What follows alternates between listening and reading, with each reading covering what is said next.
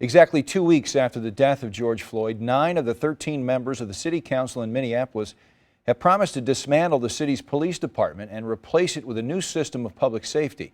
In Washington today, Democratic lawmakers introduced legislation that would impact police departments across the country.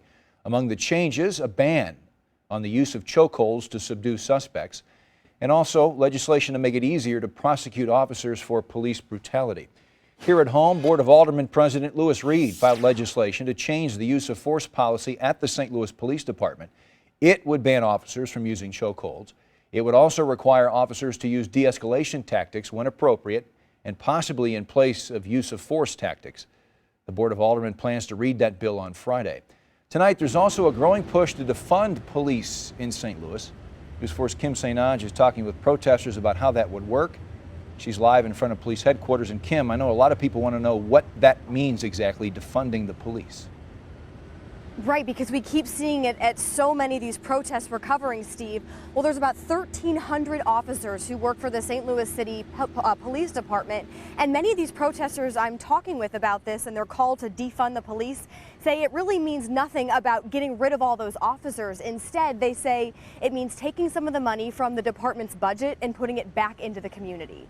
Defund the police, if we can sort of change the system, because there's systemic racism and that's what all of it was built on. Signs like this are popping up at just about every protest, calling to defund police. Do you agree with defunding police? I think Minneapolis obviously is in a different place than St. Louis, right? Tonight, marching with protesters, St. Louis City Board of Aldermen President Lewis Reed called police reform necessary, but stopped short of saying he supports defunding. With the record number of shootings that we've seen and continue to see in the city of St. Louis, wiping out our police department would be not advisable at this point. If Minneapolis disbands its police department, it wouldn't be the first city in the U.S.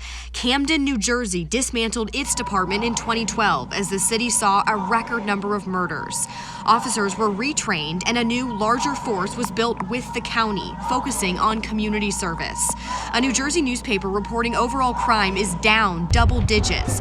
Violent crime has dropped 18%. Protesters in St. Louis say, bottom line, they want a program in place to hold officers more accountable. It would be an external committee reviewing police behavior, because right now the police are policing the police.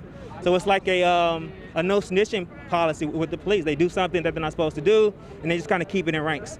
And they get away with killing some innocent people, and they've been doing that for years. Both St. Louis City and County Police told me no comment when I asked for a reaction to calls to defund the police. I can tell you that County Council will be meeting with the new police chief tomorrow afternoon to go over her plans for the police department. That includes issues of inclusion and equity and reform. And I can also tell you that St. Louis City Mayor Lyda Krewson says she's actually working with Chief Hayden here with the city department to go over his use of force policy. Live downtown, Kim St. Ange, News 4.